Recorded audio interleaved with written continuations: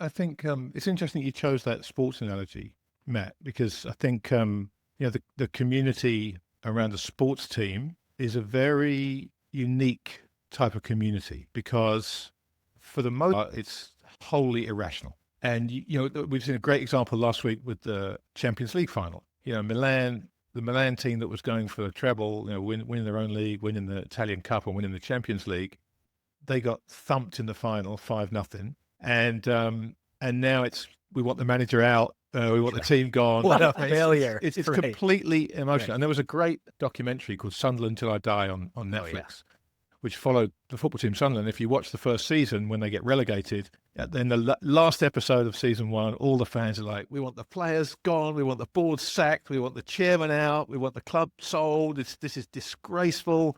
What an embarrassment to the town, blah, blah, blah, blah, blah. And the second season came out probably a year later. And before the second season came out, I rewatched the first season because I loved it when I first watched it. And I wanted to remind myself. So I watched the last season of episode one and the last episode of season one and the first episode of season two back to back. A year had gone by, but only in the real world, probably 11 weeks had gone by. And the second season starts, all the fans getting the scarves, like going, oh, it's been so long since we've been in the stadium. I can't wait to get back. And the board hadn't gone, nothing had changed.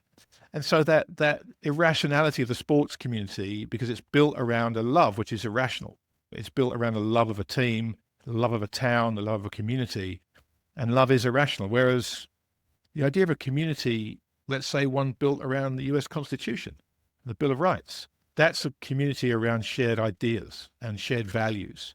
And it's not irrational at all. In fact, it's quite the opposite. It's a strong belief in a set of guiding principles that you don't have in football. If your guiding principle is play attacking football, we don't care if you lose 6-0, the players are getting applauded off the pitch when they play great and lose 6-0. That's never going to happen. But this idea of the different types of community you can have, I think is a really important one. And that to me is why there's an awful lot of friction in politics today, is because whether it's the US or the UK or Germany or France or Italy or any of these countries, that those ideals and those beliefs, those fundamental beliefs that those communities were built around, have been chipped away to the point where a lot of people don't recognize them anymore. And so they've lost the connection to what it was that united them in the first place. And there's a struggle to either get back there, to bring back the things that you all once believed to be the core of this community, or you tear it down and reimagine it. Either one of those